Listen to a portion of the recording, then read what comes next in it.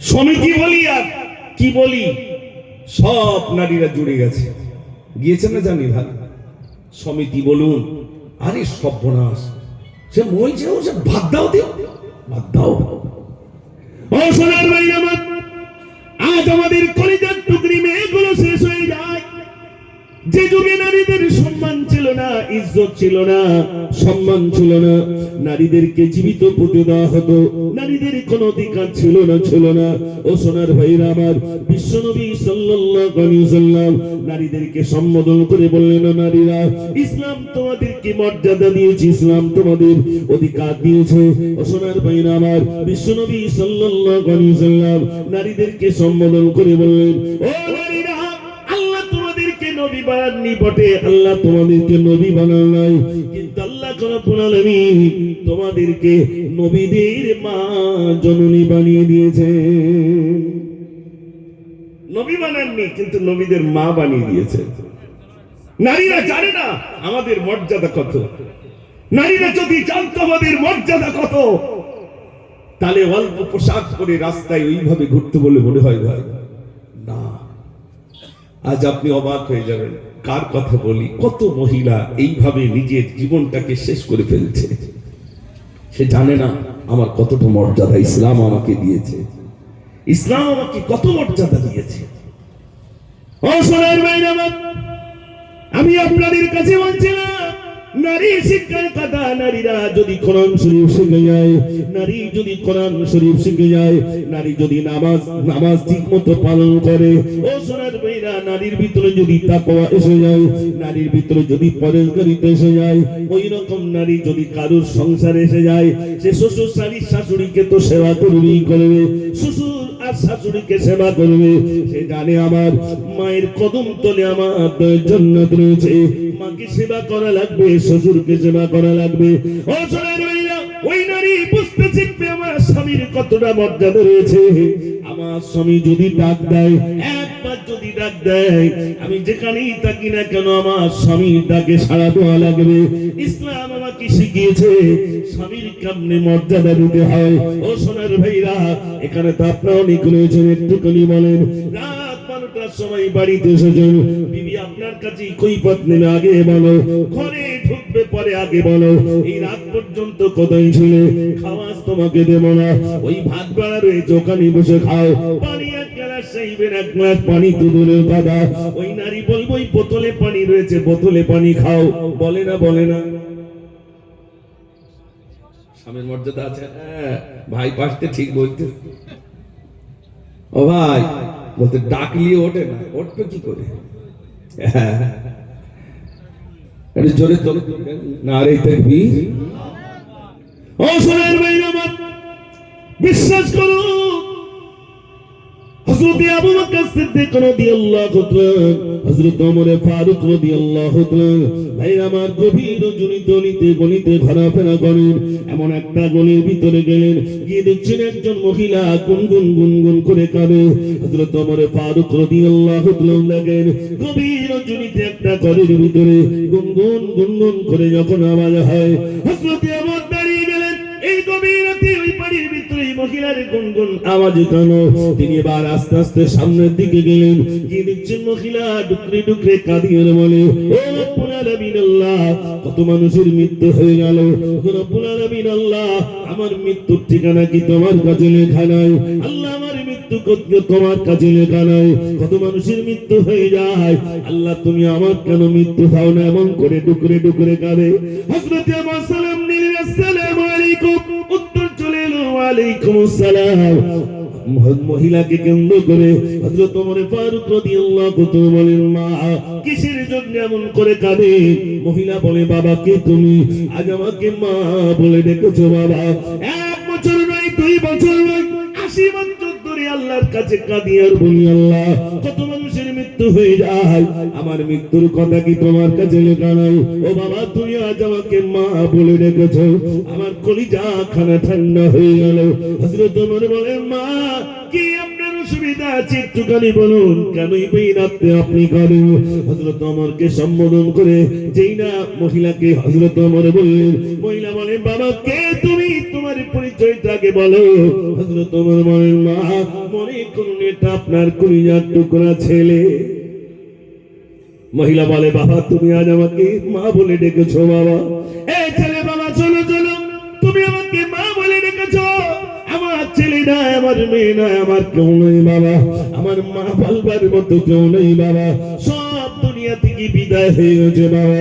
আমি একা শুধু কাঁদি কাঁদি, কাঁদতে কাঁদতে চোখ বন্ধ হয়ে গেল, চোখের পানিতে আমার চোখ বন্ধ হয়ে গেল। আল্লাহর কাছে শুধু কাঁদি আর বলি, আল্লাহ কত মানুষের মৃত্যু হয়ে যায়, আল্লাহ আমার মৃত্যুর কথা কি তোমার কাছে লেখা নাই? ও বাবা ছেলে, বাবা ছেলে শোনো শোনো, আমার কেউ নাই, আমি খেতে পারি না, আমি চলতে পারি না, এই জন্য বাবা শুধু কাঁদি। হযরত ওমর বলেন, মা আর কাঁদতে হবে না, কাঁদতে হবে না, আমি আজ থেকে আপনার একজন খাদিমদার আমি বেনে গেলাম, আমি আপনার খেদমত করবো মা, আপনার প্রত্যেক দিন আমি এসে গোসল করিয়ে দেবো মা, খাওয়া দেবো, সব কিছু আমি দেখভাল করবো। ভাইরা আমার, হযরত ওমর ফারুক রাদিয়াল্লাহু তাআলা, ভাইরা আমার ওই মহিলার কাছে আছে আর গোসল দিয়ে দিয়ে বলে, মা এই কাপড়টা আপনি পরিধান করে নেন।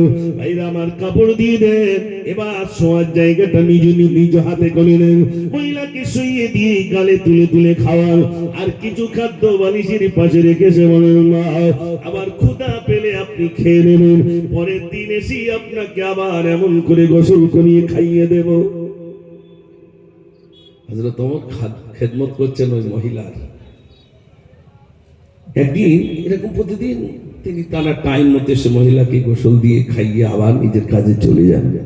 একদিন এসে দেখছেন যে গতদিনে যে কাপড়টা দিয়েছিলাম তার ছাড়া সুন্দর কাপড় কে দিয়েছে, গতদিনে যে খানাটা দিয়েছিলাম মানে যে খাবারটা দিয়েছিলাম আজকের দিনে তাছাড়া উন্নত মানের খাবার কে দিয়েছে, মহিলা তো দেখতে পায় না। হযরত ওমর ফারুক রাদিয়াল্লাহু তাআলা বলেন, মা আপনাকে কি গোসল দেওয়ার জন্য তো এসেছিল নাকি মা? মহিলা বলে, বাবা তুমি তো আমাকে গোসল দিয়ে দিলে, এ বাবা আমার কে আসবে? হযরত ওমর চিন্তিত, হারে এই মহিলার খেদমত আমি করছিলাম, আমার কে সেই মহিলার খেদমতে জুড়ে গেল। তিনি কি করলেন, একটা নির্জন জায়গায় দাঁড়িয়ে গেলেন, নির্জন জায়গায় দাঁড়িয়ে গিয়ে তিনি গোপনে রইলেন, নিজেকে লুকিয়ে রাখলেন, ওই মহিলাকে গোসল নিয়ে আমি দেখবো। এক ব্যক্তি ভাইরা আমার মহিলাকে গোসল দিলেন, কাপড় দিয়ে দিলেন, মা আপনি পরিধান করুন, খাওয়া দিয়ে দিলেন, সবকিছু দেওয়ার পরে যেই না ফিরে আসেন, হযরত ওমর দুটো হাত লম্বা করে দাঁড়িয়ে গেলেন, দাঁড়িয়ে যান দাঁড়িয়ে যান, এই মহিলার খেদমত করছিলাম আমি, প্রতিদিন এই মহিলার খেদমত করার জন্য আমি আসি, আমার কেন আপনি মহিলার খেদমত করার জন্য এলেন? এই মহিলার গোসল দেওয়ার জন্য আপনি কেন এলেন? তিনি বললেন, তুমি যদি এরকম মহিলার খেদমত করে, ওই দুষ্ট ছয় মহিলাদের খেদমত করে তুমি যদি জান্নাতের টিকিট সংগ্রহ করতে পারো, বলো বলো বলো, আমি আবু বকর এরকম দুষ্ট মহিলাদের খেদমত করে আমি কি জান্নাতের টিকিট সংগ্রহ করতে পারি না? একটু জোরে বলুন না সুবহানাল্লাহ। আর আমাদের মা মেম্বারের কাছে বল, কান্তি কান্তি যাচ্ছে, আমার ছেলে ঘর থেকে বার করে দিচ্ছে, আমার সে বউটা আমার দেখতে পারে না, বলে না বলে না। আপনাদের এলাকার কথা বলছি না, সব চৈতলের কথা বলছি, এখানে তো সব ভালো। হ্যাঁ, শাশুড়িটা মরে গেছে, তা সব গ্রামের মহিলারা বলছে, এটা তো শাশুড়ি তো মরে গেছে, তুই তো খুব কষ্ট দিয়েছিস, তো অন্তত মরে গেছে একটু ক্ষমা চা।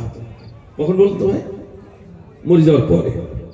তা সব গ্রামের তো সব মহিলা বারবার বলছে বলে তা শাশুড়ির পাত ধারে গিয়ে পায়টাও হাত দেয় নিয়ে সামনে থেকে, আমি যে ভুল করেছি ক্ষমা করে দিও। শাশুড়ি মনে মনে করতে, শুধু মরে গেছে তাই না, তো ঠ্যাংটা কোথায় লাগতো বুঝতে পারতিস। আর বৌমাও বুঝতে পেরেছে যে আমি এমন টাইম ক্ষমা চাবো যেন পা না টেন লিখতে পারে, মরে যাওয়ার পরে ক্ষমা চাচ্ছে, ক্ষমা হবে বলে মনে হয়? একটু জোরে বলে। আর বাপটার বয়স হয়ে গেছে, আমরা কিরকম হয়েছি দেখেন, ছেলে বাপটা বয়স হয়ে গেছে, তো বয়স হয়ে গেলে একটু দুর্বল হয় না ভাই, কথাবার্তা সেই বাচ্চাদের মতো হয়। তো ছেলে দোকান আপনার বিথারির দিকে যাচ্ছে, বোঝানোর জন্য বলছি। তো ছেলে বলছে, কোথায় যাচ্ছিস? তাহলে আমি বিথারি যাচ্ছি। তো বাপ তখন বলছে, আমার জন্য একটু রসমালাই আনিস। কি মালাই ভাই? রসমালাই। আর রসমালাই একটু বেশ ভালো লাগে। পাশ থেকে সেক্রেটারি বলছে পায়খানা করলে পরিষ্কার করবে কারা? বুড়ো বয়সে রসমালাই খাচ্ছ, এক্ষুনি তো পায়খানা করলে আমার পরিষ্কার করতে হবে। এমন বললো সে ছেলে আর রসমালাই আনি, বাপ খায়নি, দেয়নি। এখন ঘর ঘরে নিয়ে আওয়াজ যখন গলায় আসে তখন কিরকম মনে হয় ভাই? তখন এবার বাড়ি যাওয়ার টাইম তো নাকি? তখন এইবার বৌমা ফোন করেছে ছেলের কাছে, ফোন করে বলছে এই দেখো তোমার আব্বা সেই রসমালাই খেতে চেয়েছিল, মনে আর হবে না, তো তুমি একটু লেস। এইবারে মরে যাওয়া মানে ঘর ঘরে নিয়ে আওয়াজ এসেছে, বৌমা বুঝতে পেরেছে। তখন এবার হ্যাঁ রসমালাই আনতে পাঠিয়েছে, রসমালাই আনলো। এসে ছেলে বলছে আব্বা তুমি সেই রসমালাই খাই বলেছিলে তো এই রসমালাই আনলাম। আব্বা তখন লাইক আর সিধে দিচ্ছে না, উল্টে দিয়েছে। খোকা আমার গালে দেওয়ার মতো আর ক্ষমতা নেই। তখন এটা বোঝাচ্ছে আমার গালে দেওয়ার ক্ষমতা নেই, এবার পিছন দিক থেকে দেখ বুঝে টুঝে দিতে পারিস কি। বুঝতে পারেননি ভাই? রাগ করছে না আপনারা? কিচ্ছু করার নেই, ও রাগ করেন না। এই বছর আমার শেষ হবে, তা কি আছে, অসুবিধে নেই। তবে কিছু লিক সারাই না করলে সর্বনাশ হয়ে যাচ্ছে। বাপ মা গুলো খুব কষ্ট পাচ্ছে, পাচ্ছে না? পাচ্ছে না? পাচ্ছে। শুনে জানে করে যত ভাই রয়েছে, বিবিকে বোঝানো, বিবি শোনো শোনো, বিবি শোনো শোনো, আমার মায়ের কদম তলে দয়ার জান্নাত রয়েছে। আল্লাহর নবী সাল্লাল্লাহু আলাইহি সাল্লামের কাছে সাহাবারা বললেন ইয়া রাসূলুল্লাহ খেদমত করব কার? নবীজি বললেন তোমার মায়ের, তারপরে কার? তোমার মায়ের, তারপরে কার? তোমার মায়ের, তারপরে কার? তোমার পিতার। মায়ের কথা তিনবার বললেন। ও সোনার ভাইরা, আজ মাকে আমরা খেদমত করতে পারি না, মাকে নিজের কোলে রাখতে পারি না। ও সোনার ভাইরা, যুবক ভাইরা শুনলেন, হযরতে আলকামা রাদিয়াল্লাহু তাআলা ভাইরা আমার মৃত্যু শয্যায় শায়িত হয়ে গেলেন। ভাইরা আমার তানাকে কলমা পড়ানো হয়, কলমা জবানে আসে না। আল্লাহ রাসূলের কাছে এলেন, ইয়া রাসূলুল্লাহ আলকামার কলমা পড়াই, কলমা তো তার জবানে আসে না। আল্লাহর নবী বললেন ওর মাকে জীবিত আছে। ইয়া রাসূলুল্লাহ জানি না। ভাইরা মা সংবাদ এসে গেল, ইয়া রাসূলুল্লাহ আলকামার মা জীবিত রয়েছে।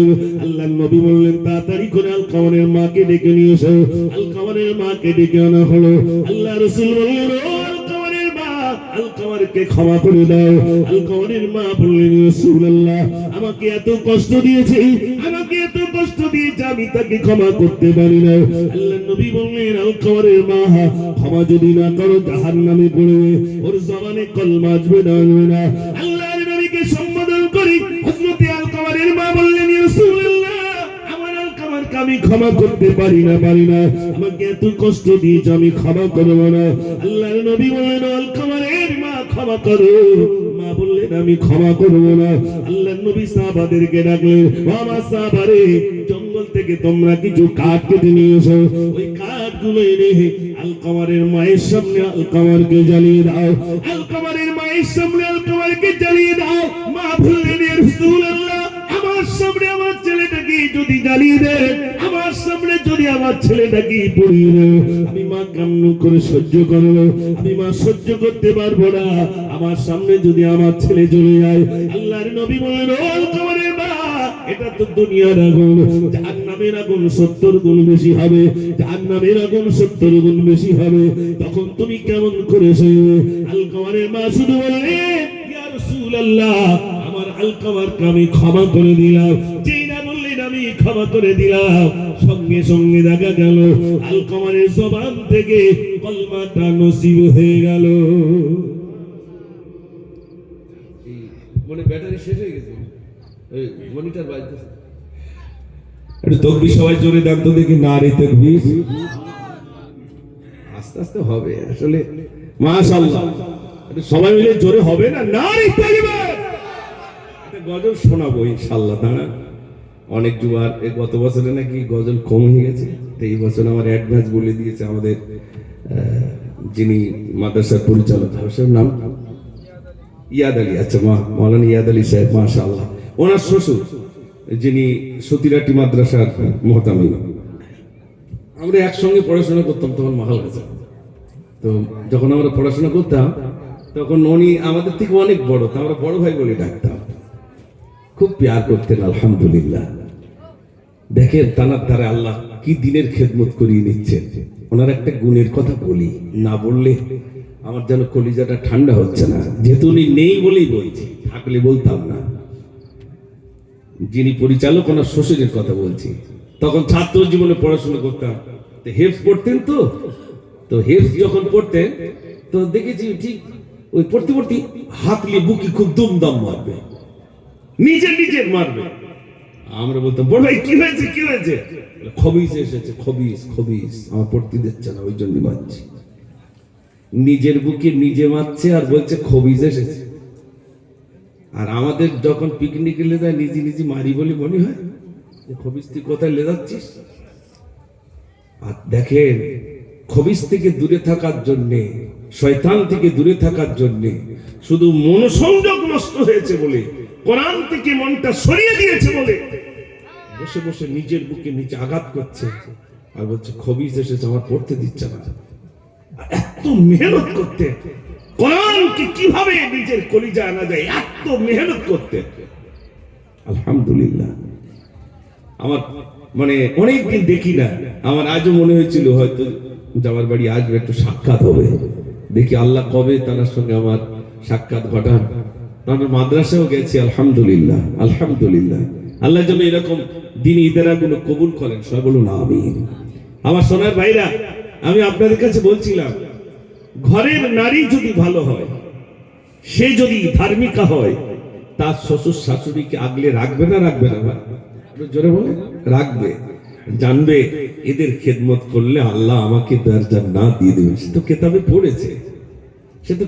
পড়েছে, যার কারণে এই যে মাদ্রাসাগুলো, ছোট্ট মেয়ে যারা পড়াশোনা করছে, আলহামদুলিল্লাহ, আপনি তাকান তাদের দিকে একটু দেখেন যে কত সুন্দর করে তারা কোরআন পড়নেওয়ালা বেড়ে যাচ্ছে, কত সুন্দর করে তারা পড়াশোনা করছে, আলহামদুলিল্লাহ। আমি শোনাবো একটা গজল, ঝিমিয়ে যাচ্ছেন তো, যদি জোরে তাকবীর দেন তাহলে ওই গজলটা শোনাবো। এই কে শিখিয়েছেন অপরের মেয়েটাকে নিজের ছেলে নিজের করে নিতে হবে? এ তো দেখলাম একেবারে বাড়ির ভিতরেই মাদ্রাসা, তাই তো নাকি? একবার মনে হচ্ছে যেন ওই মেয়েগুলো তার কলিজার টুকরি মেয়ে। কে শিখিয়েছে যে অপরের সন্তানকে নিজের সন্তান করে নেওয়া?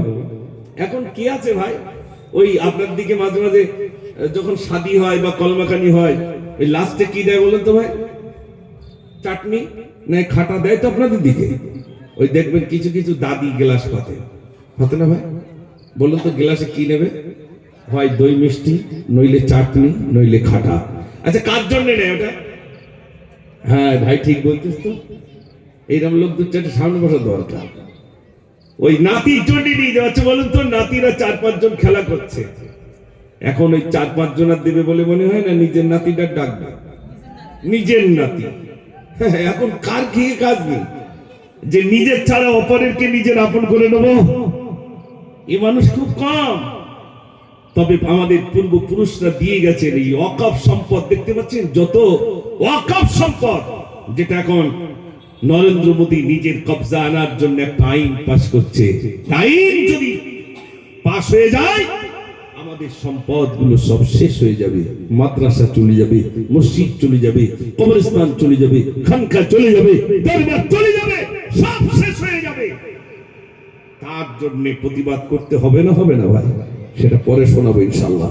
এখন শোনাই অপরের সন্তানকে নিজের ছেলে কিভাবে করা যায়, কে করে নিয়েছেন, কে শিখিয়েছেন, একটুখানি শোনায়। মদিনায় একটা বাচ্চা আর একটা মহিলা, এই দুজনের ভিতরে কথোপকথন হচ্ছে। ছেলেটা কাঁদছে, তো মদিনার যুবকেরা ছুটে গেল মহিলা ওই ছেলেটার কাছে। এই ছেলে, তুমি কাঁদছো কেন?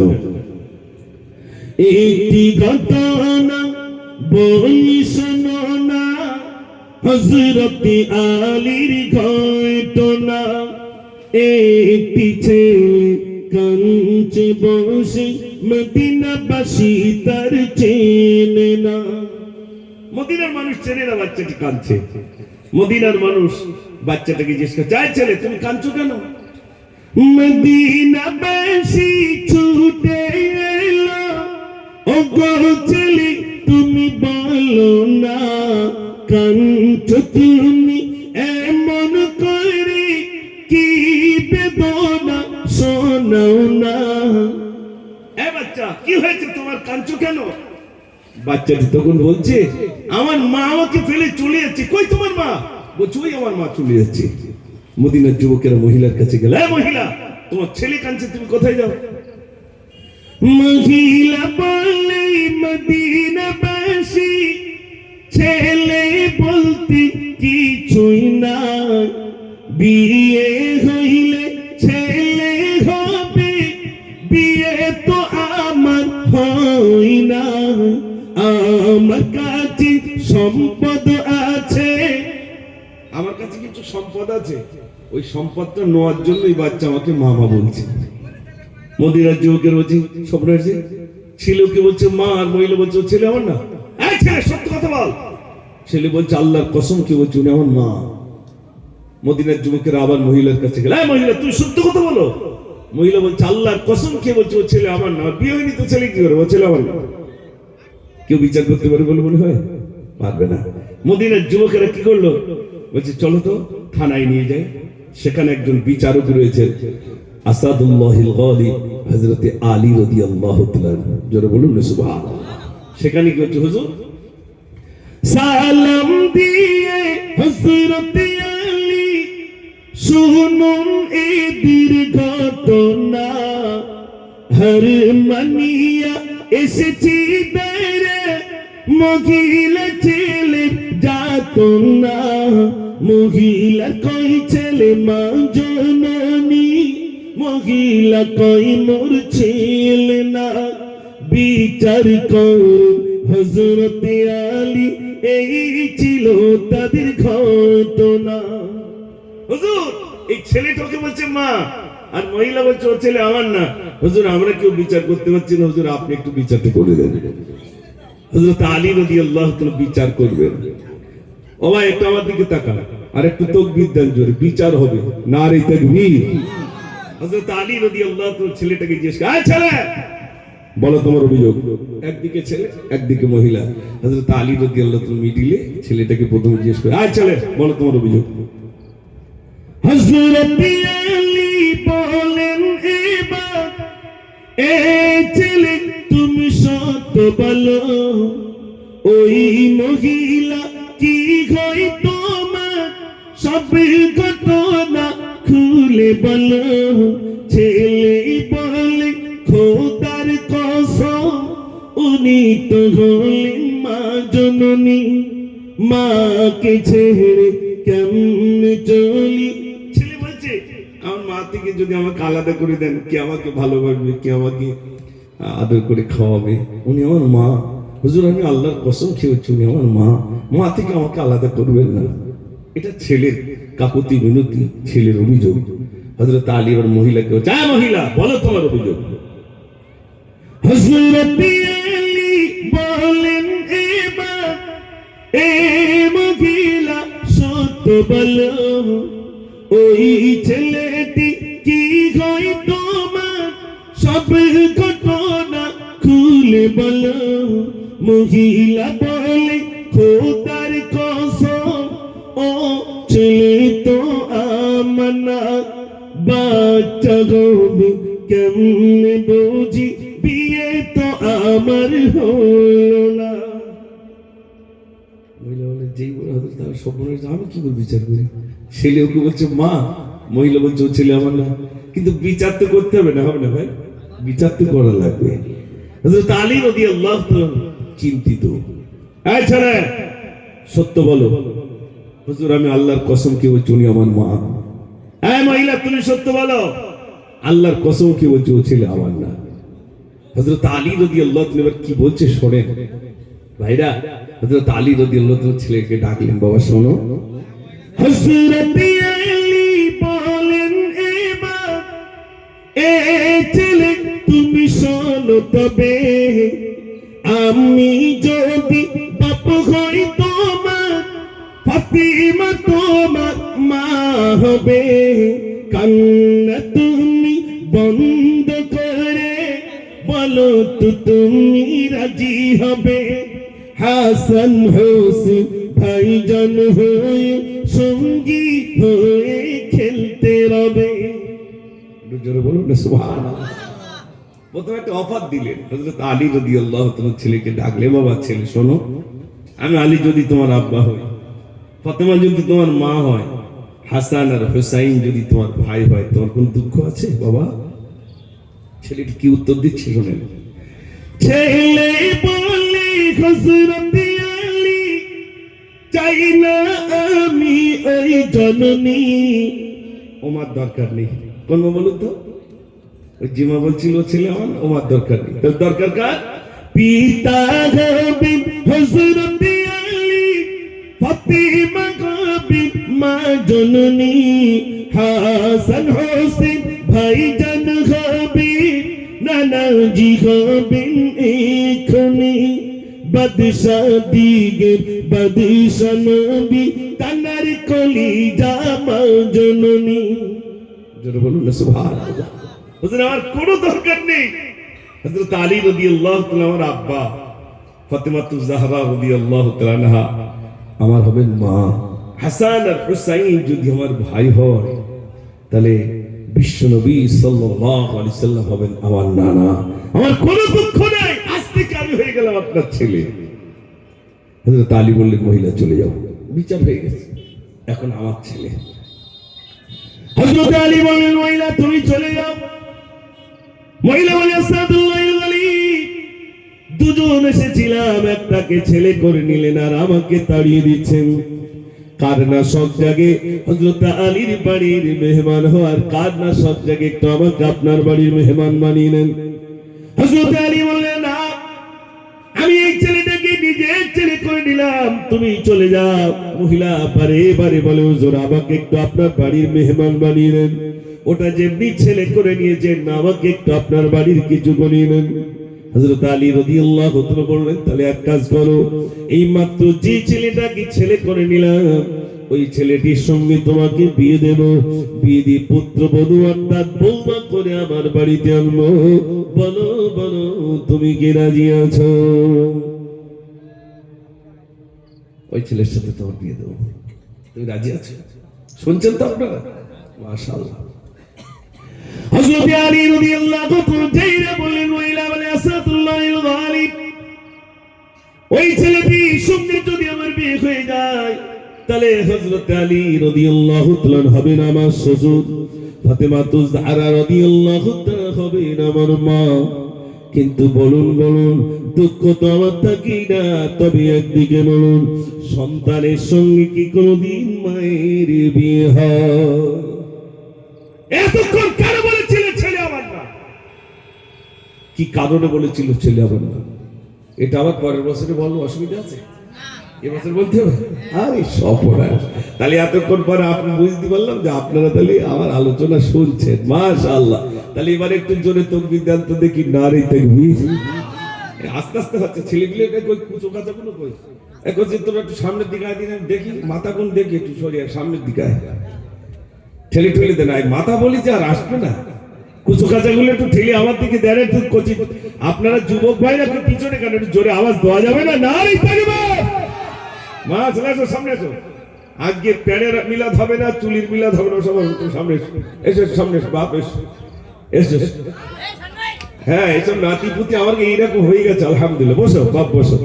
এই যে দেখেন ছোট ছোট বাচ্চা, মাশাআল্লাহ। আমি অধিকাংশ জায়গায় গেলে এইসব বাচ্চা, এরকম বাচ্চা আমার গাড়ি থেকে আমার মোসাফা করে, আসসালামু আলাইকুম, ওয়ালাইকুম আসসালাম, আমার হাত ধরে আবার সেই ওই পর্যন্ত নিয়ে যায়, হুজুর চলেন আমরা আছি তো। সর্বনাশ, এরাই বলে আমরা আছি তো, মানে কমিটির লোক লাগবে না, আমরা আছি তো। এই ছোট ছোট বাচ্চা দেখেন, এদের জন্য আমি অনেক গজল লিখেছি, শোনাবো ইনশাআল্লাহ। গজল কেন, আমার ওস্তাদ হুজুর, এই তো এটা দত্তপাড়া তো নাকি, বলতেই হয় হুজুরের নাম। আমাদের সবার আপনারা চেনেন, আমাদের মোস্তফা হুজুর, উনি আমার প্রাণ প্রিয় ওস্তাদ। আমি আমার মাদ্রাসায় নিয়ে গিয়েছিলাম এই কয়েক মাস আগে, একটা দাতা সম্মেলন করেছিলাম। আমি বললাম, হুজুর আপনি শুধু দোয়া করে দেবেন, আর কিছু চাই না। হুজুর আমাকে ডাকতেন, এই বাবরি মসজিদ শহীদ হয়েছে না ভাই, যে সময় বাবরি মসজিদ আঘাত আসে, তো হুজুর আমাকে ডাকলেন, মুজাফফর কই, আর ওনার বড় ছেলের নাম মুজাফফর আর আমার নাম মুজাফফর, আর আমি সমবয়সী ছিলাম। আমাকে ডাকতেন, চলে এসো। মাদ্রাসার দোতলার উপরে একটা ছোট ঘর ছিল, সরু ঘর। হুজুর সেইখানে ডেকে বলবে, বাবরি মসজিদ শহীদ হয়েছে, প্রতিবাদী গজল বলো। হুজুর শেখালেন, শুনবেন আপনারা? আপনারা মনে করেন তাই তো নেই, মুজাফফর শিখিতে কি, আমি কার কথা বলছি? হুজুর আমাকে শিখিয়েছিলেন সে সময়। আল্লাহু রাব্বুনা মুহাম্মাদুন নাবিয়ুনা নাহনু মাতিউহুমা নাহনু মাতিউহুমা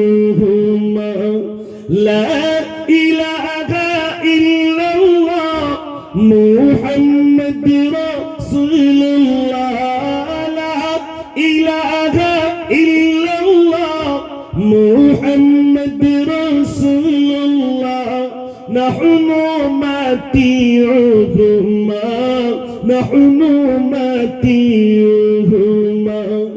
আল্লাহু রাব্বুনা মুহাম্মাদুন নাবিয়ুনা নাহনু মাতিউহুমা নাহনু মাতিউহুমা। হুজুর বলছেন দেখেন, নাহনু কুল্লু হিজবুল্লাহ লা নাখাফু ইল্লাল্লাহ। আমরা কিসের দল ভাই? কার দল? হিজবুল্লাহ মানে কার দল? আল্লাহর দল। লা নাখাফু ইল্লাল্লাহ, আমাদের কোনো ভয় নেই, আমাদের সঙ্গে আল্লাহ রয়েছে। একটু জোরে বলুন সুবহানাল্লাহ। নাহনু কুল্লু হিজবুল্লাহ লা নাখাফু ইল্লাল্লাহ নাতাসিমু বিহাবলিল্লাহ মুজাহিদ ফি দীনিল্লাহ আল জিহাদু সাবিলুনা নাহনু মাতিউহুমা আল জিহাদু সাবিলুনা নাহনু মাতিউহুমা আল্লাহু ইলাহুনা ওয়াল কাআবাতু বাইতুনা মসজিদ বাবরি হাক্কুনা নাহনু মাতিউহুমা লা ইলাহা ইল্লাল্লাহ মুহাম্মাদ রাসূলুল্লাহ লা ইলাহা ইল্লাল্লাহ মুহাম্মাদ রাসূলুল্লাহ নাহনু মাতিউহুমা নাহনু মাতিউহুমা। একবার তাকবীর দেখি আপনাদের সবার জোর আওয়াজ কিরকম, নারে তাকবীর। হুজুর আমাকে সেদিন শিখিয়েছিলেন, বাবরি মসজিদ ধ্বংস হয়েছে, প্রতিবাদ করো। এটা আমাদের ঈমানি দায়িত্ব, ঠিক কি না ভাই? এটা আমাদের ঈমানি দায়িত্ব। বাবরি মসজিদ যিনি শহীদ করেছিলেন, সর্বপ্রথম যিনি কুরুল মেরেছিলেন, তিনি সোশ্যাল মিডিয়া এসে বলছেন আমি ইসলাম কবুল করেছি। তিনি বলছেন আমি ইসলাম কবুল করেছি আমার পাশ্চাত্য মোচনের জন্য। আমি ওই বাবরি উপরে কুরুল মেরেছি, আমি এই অন্যায়ের জন্য, এই পাপ মোচনের জন্য আমি একটা দুটো নয়, আমি 200 মসজিদ বানিয়ে দেব। জোরে বলুন না সুবহানাল্লাহ। এই পর্যন্ত 100 মসজিদ বানানো হয়ে গেছে। ভাঙলো কটা? হচ্ছে কটা? 200টা।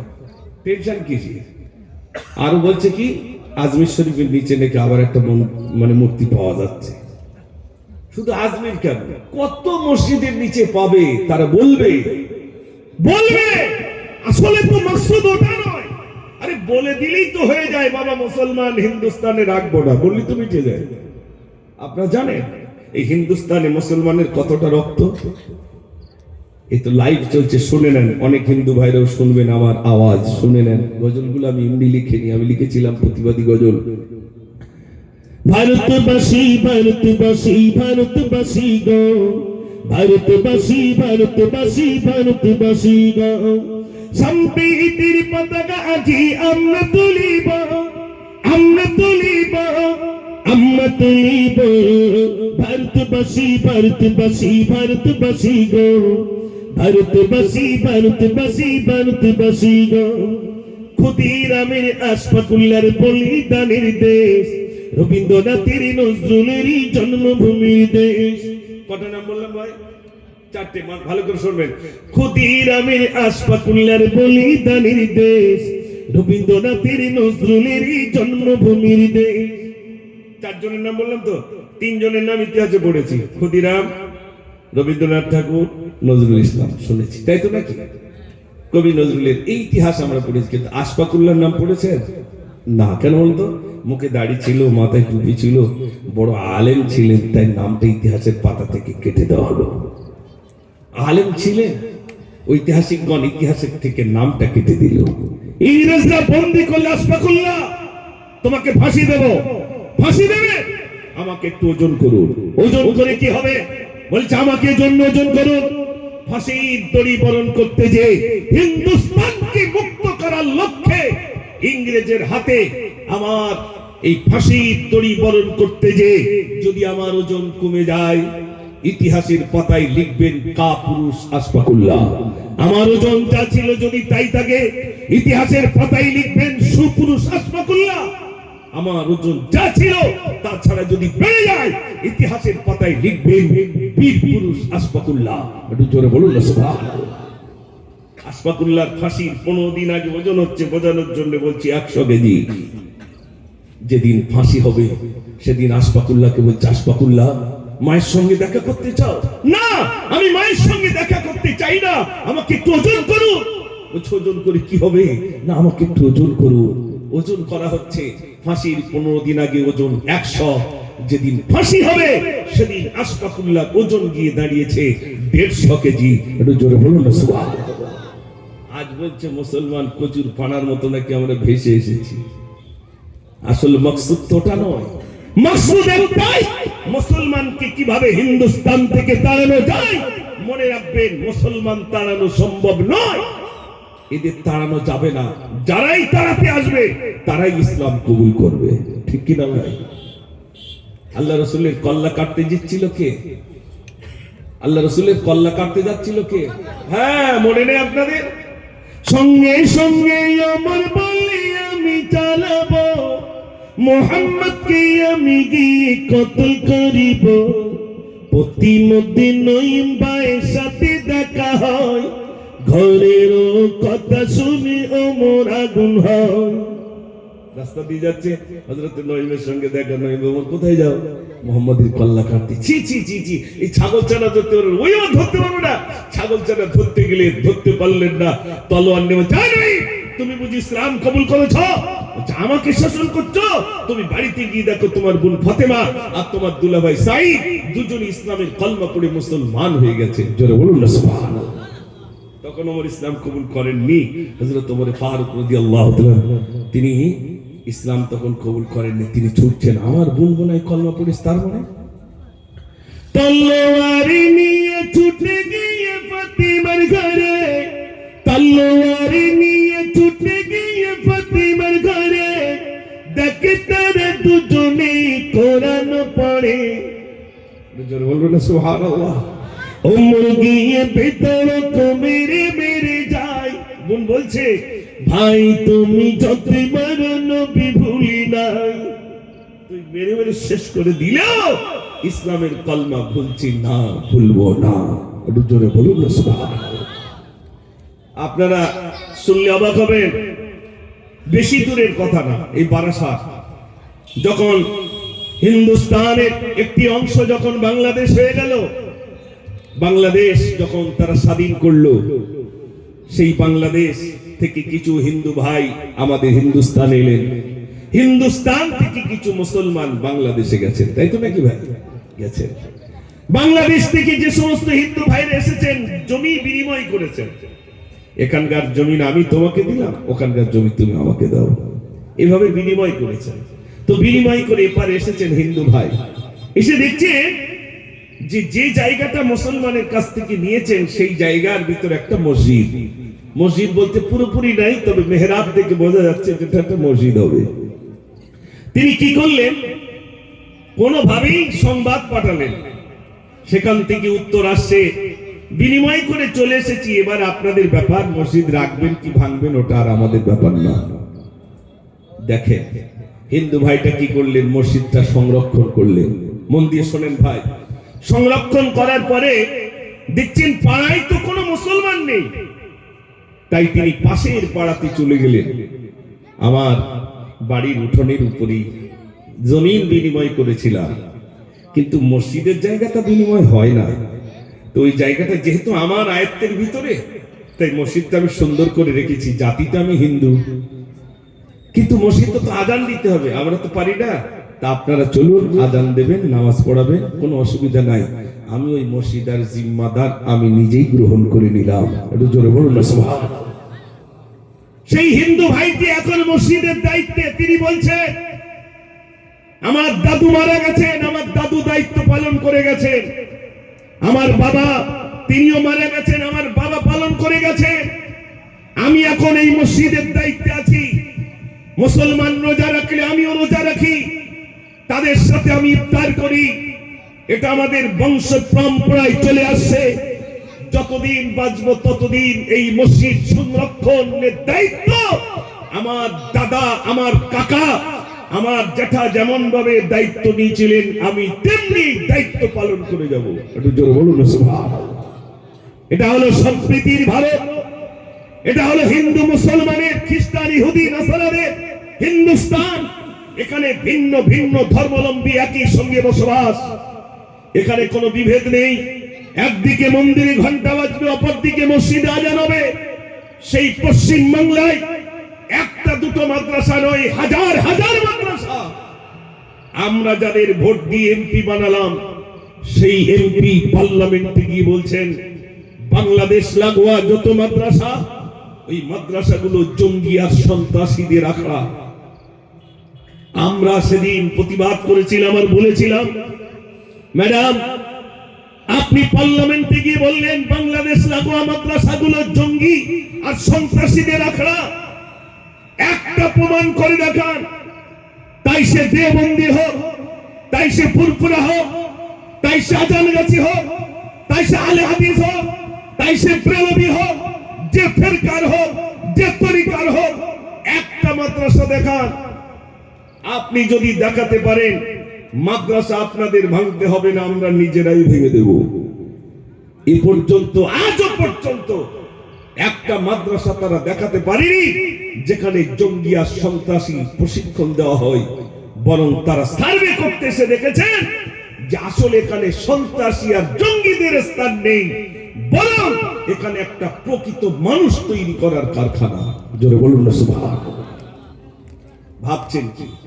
আর আমরা চার দোকানে গিয়ে বলছি ওরা না হলে হয়, এর ধরে নিয়ে যাচ্ছে, ওর ধরে নিয়ে যাচ্ছে, যাচ্ছে না, যাচ্ছে না। আলেমদেরকে পঙ্গু করা হচ্ছে। মনে রাখবেন, আলেমদেরকে যখন তাদের উপরে জুলুম করা হবে, দিনের খাতিরে শুধু একটা দুটো আলেম নয়, শুনে রাখেন, মুজাদ্দেদ আল ফেসানি রহমাতুল্লাহ আলাইহি, মুজাদ্দেদ আল ফেসানি রহমাতুল্লাহ আলাইহিকে বন্দী করেছিলেন বাদশা আকবর। বাদশা আকবর একটি বই লিখেছিলেন, বইটির নাম দ্বীন-এ ইলাহি। এই বইটার বিরুদ্ধে যিনি গর্জে উঠেছিলেন তিনি ছিলেন মুজাদ্দেদ আল ফেসানি রহমাতুল্লাহ আলাইহি। মুজাদ্দেদ আল ফেসানি রহমাতুল্লাহ আলাইহিকে বন্দী করার জন্য বাদশা আকবর সৈন্য পাঠিয়ে দিলেন, বন্দী করো, আমি বাদশা, আমার বিরুদ্ধে কথা বলবে, বন্দী করো। বন্দী করা হলো।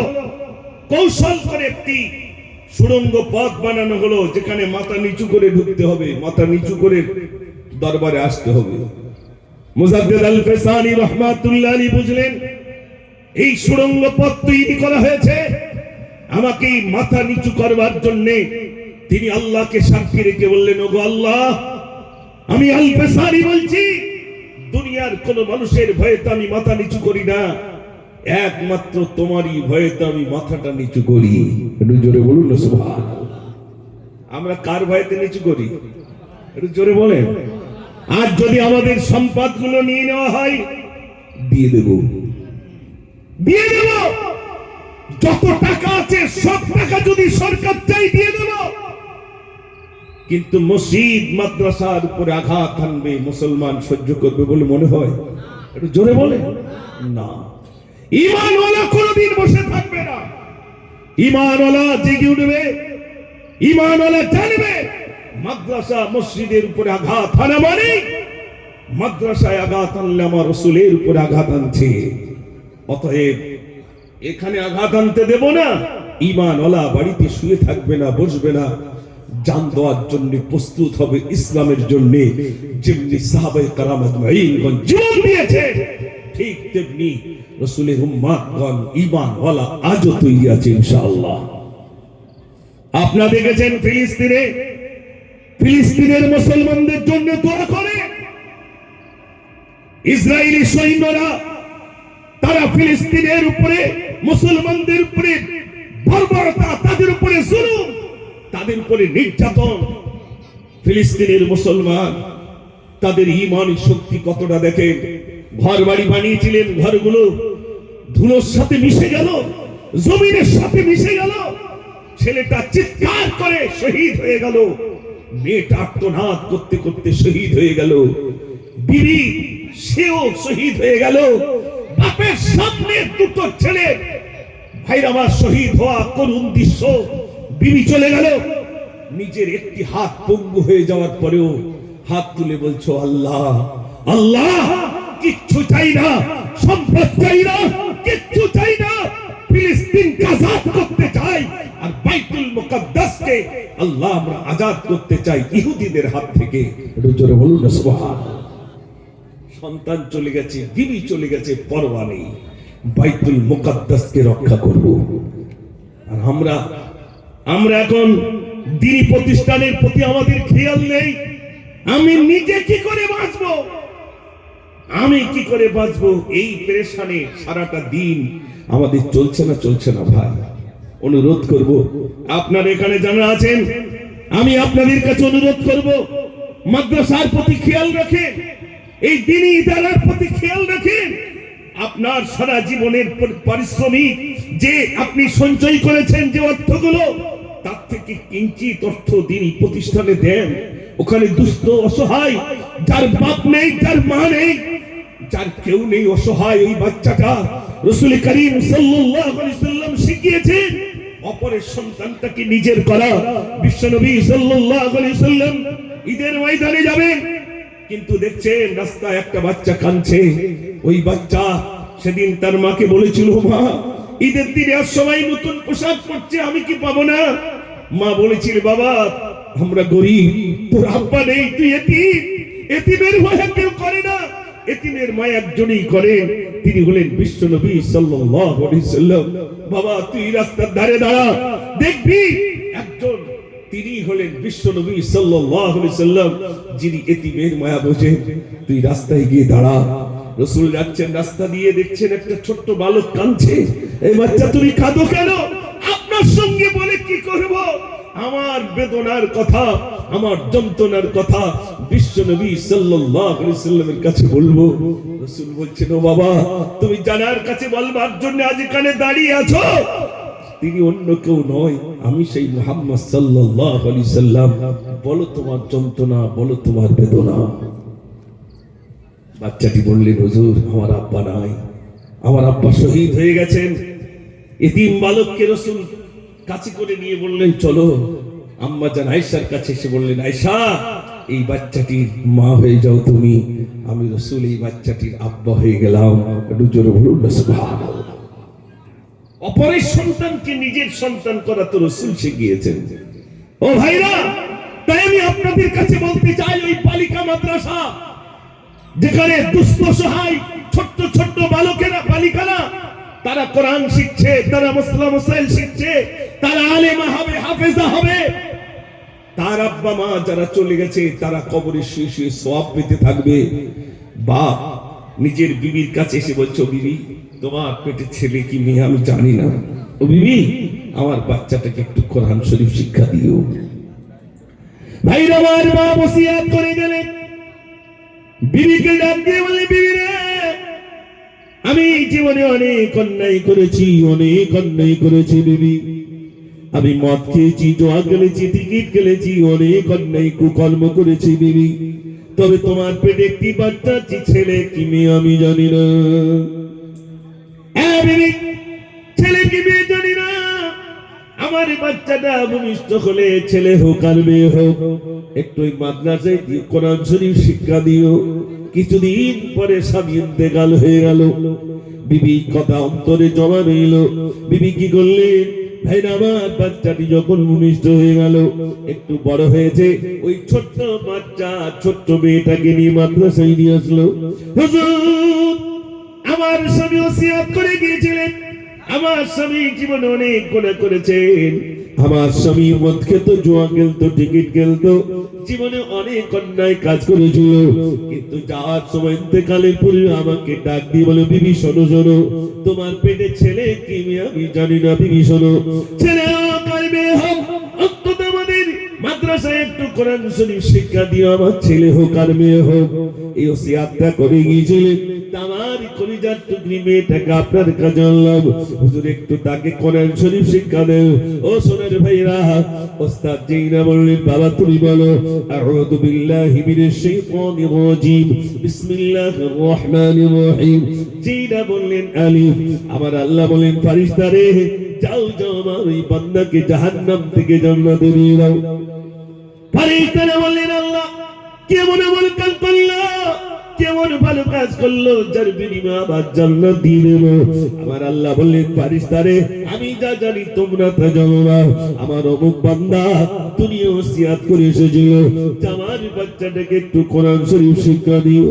আমার এই বান্দা মাসুদ বান্দা শুধু ওসিয়াত, তার তেলাওয়াতের কারণে তার আব্বা দুনিয়া ওসিয়াত করে এসেছিল বলে ওই কচি বাচ্চা কচি মুখে কোরআন পড়াকে কেন্দ্র করে আমি আল্লাহ এত খুশি হয়ে গেলাম, এত খুশি হয়ে গেলাম। আমি আল্লাহ বিনিময়ে তার আব্বার জিন্দেগি ত্রুটিগুলো আমি রব্বুল আলামিন ক্ষমা করে দিলাম। একটু জোরে বলবেন না সুবহানাল্লাহ।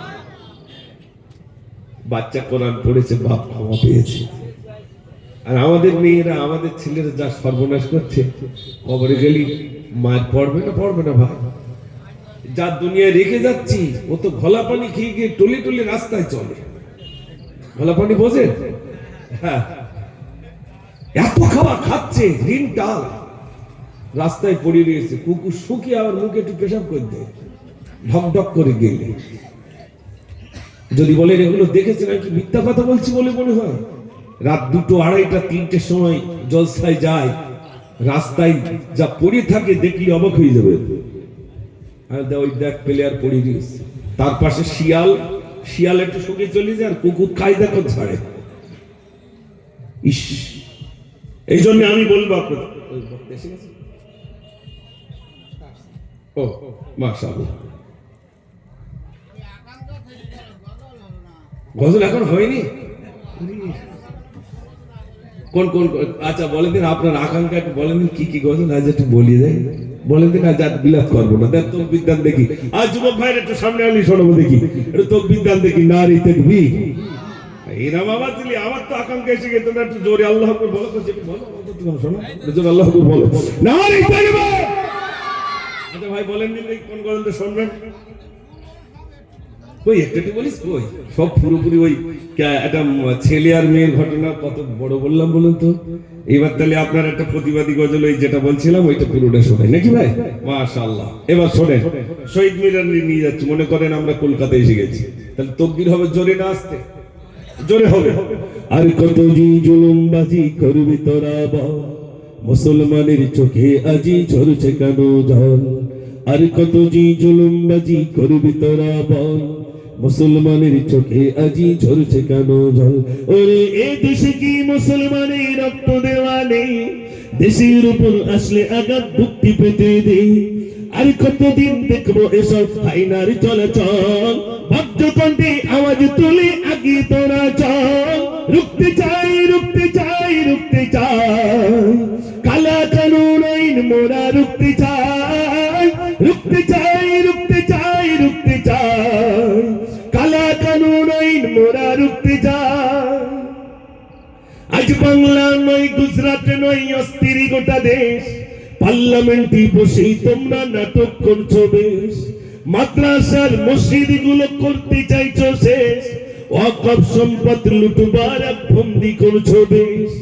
ইংরেজদের বর্বরতা হার মানিয়েছে আজ, মুসলিম তুমি ঘুমিয়ে কেন গর্জে উঠো আজ।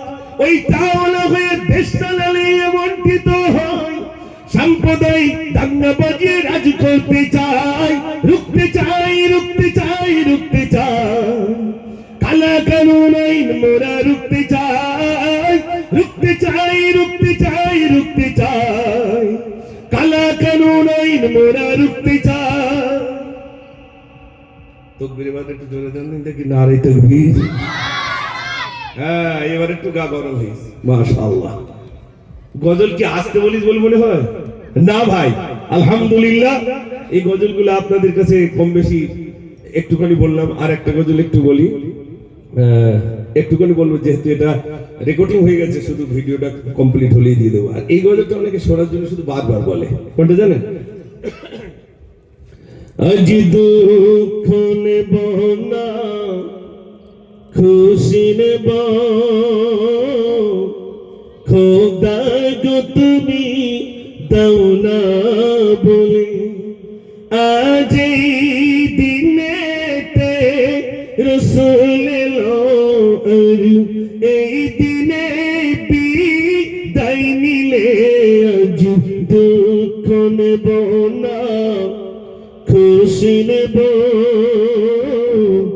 খোদা গো তুমি দাও না বলে সৃষ্টির প্রথমে সৃষ্টি যিনি আর সেই মোয়াল্লায় রেখে তারে বিশ্ব নিখিলে জানিয়ে দিল পাঠাব এমন দিলবারে সেই রূপ দেখিলে বিশ্ব জাগানোর সেই রূপ দেখিলে বিশ্ব জাগানোর সেজদা করিবে দুলে দুলে আজ দুঃখ নেব না খুশি নেব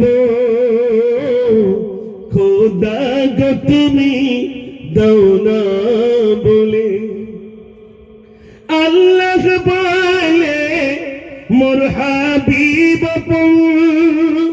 ধুলির দ্বারায় করিবে গমন তোমারি যা করিবে হরণ কুলম কুলকে কেহ নাহি আমার রাতা পূর্ণ হলে মোর কাছে তুমি আসিবে চলে আজ দুঃখ নেব না খুশি নেব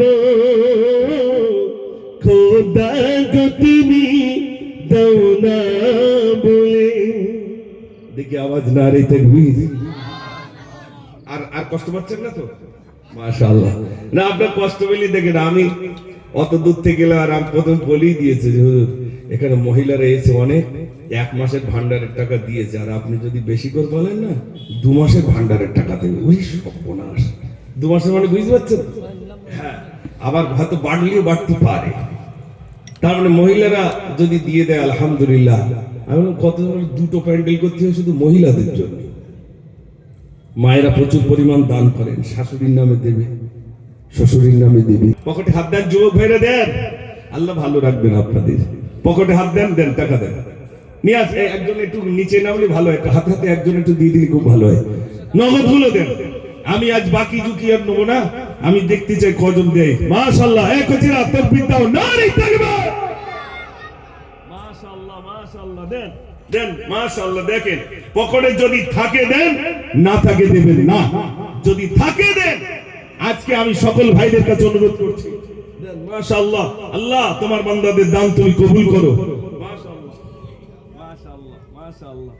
আজকে যেন খুশির জোয়ার নেমে এসেছে, আজকে যেন খুশির জোয়ার নেমে এসেছে। দত্তমায়ের যুবতীদের খুশি এসেছে, আজকে যেন খুশির জোয়ার নেমে এসেছে। পাপরাশি ওই ক্ষমা করো ও গো দয়াময়, ও গো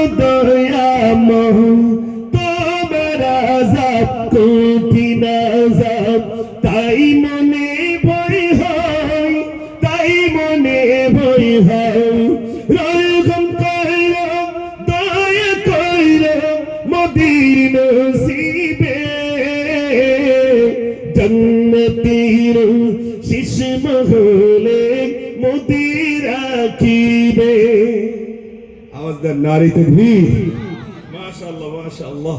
বাচ্চাদের জন্য আপনারা যেভাবে দিচ্ছেন, মায়েদের কাছ থেকে এখন নিচ্ছি না, আমার পরে যিনি আসবেন তিনি চাইবেন। আমি কিছু নগদ আপনাদের কাছে চাইছি ওই বাচ্চাগুলোর জন্য, যে ছোট ছোট মেয়েরা এখানে পড়াশোনা করছে, কারোর মা নেই, কারোর আব্বা নেই, এরকম মেয়ে যার কেউ নেই, অসহায়, তাদের জামা কাপড়, তাদেরকে